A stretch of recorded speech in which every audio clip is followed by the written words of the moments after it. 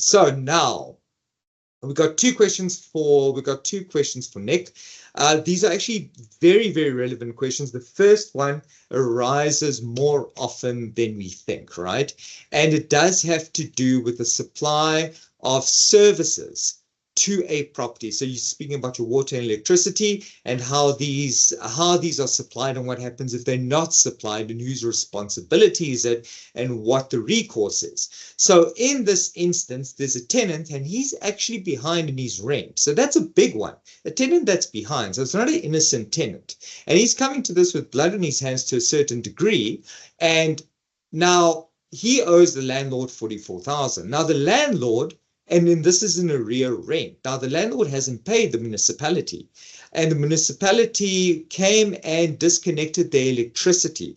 Now, it sounds to me like this is a commercial property, so due to the electricity now being disconnected, there's been a loss of revenue by the tenant. So we're looking at a commercial tenant that needs electricity to do his business, but doesn't have it, so now has lost rent, but has also been behind in rent. And I have to ask whether it's just rent he's behind or also the payment of services. So Nick, from your perspective, how would a tenant in these instances get recourse? How would a landlord resist recourse? Yeah, what are you thinking? Yeah, so this touches on one of the topics that we deal with quite a lot on this channel, and something that landlords deal with within our economy quite a lot, and that's spoliation. So obviously we have warned on multiple occasions, you've got to be careful about spoliation. It's not something that you should engage in if you are a landlord, but in specific, anyone in general. Don't spoliate people from whatever.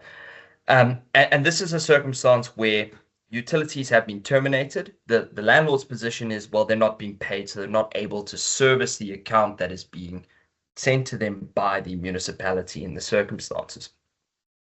And this is one of those very rare occasions where it seems to me that on the face of the facts that we've received now, there's not actually a spoliation which has occurred.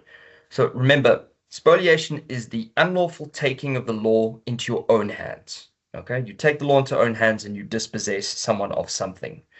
But in these particular circumstances, it's not the landlord that's dispossessed anyone. They've been unable to service their account. They will no doubt argue that that is because they're not being paid. And as a result, the municipality has terminated services in the circumstances. And what is important to know about the municipality is the only entity within South African law that is lawfully entitled to terminate services in the event of non-payment. Okay, they are entitled to do that in law. So the minute you're talking about spoliation, spoliation is an unlawful act. That is the first requirement that you have to establish in order to show a spoliation. But the municipality in doing something like this is not unlawful. They are authorized in law to disconnect. So it is not a spoliation. Often what will happen in a circumstance like this is there'll be a threat to the landlord of bringing a spoliation application. And this is one of those circumstances where such an application would be futile. The landlord has not taken the law into its own hands. The municipality has simply enforced its rights as it is entitled to in terms of law. So the unlawfulness element is going to fall away.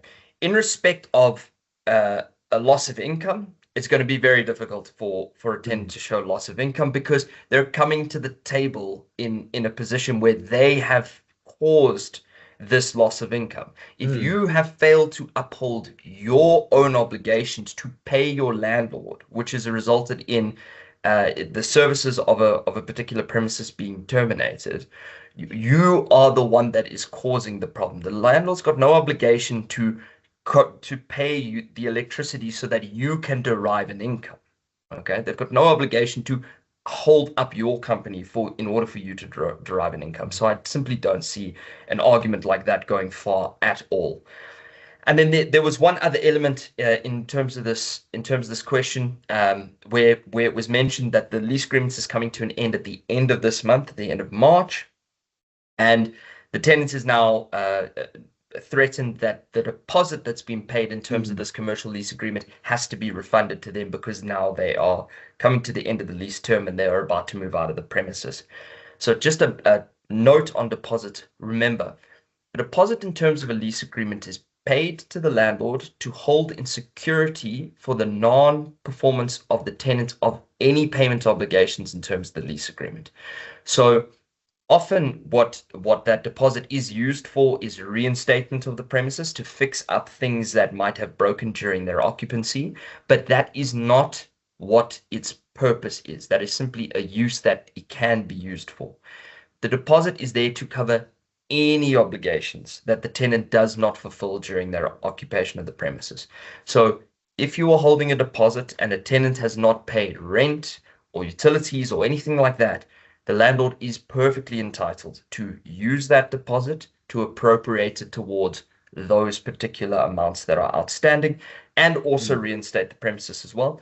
But the deposit is a wide has a wide usage for any obligations that the tenant hasn't used. So insofar as the tenant threatens, you must pay me my deposit, and they're sitting in arrears at the end of a lease agreement, you have no obligation to pay them the money if you're still sitting in arrears. You are absolutely entitled to use your deposit towards that arrears.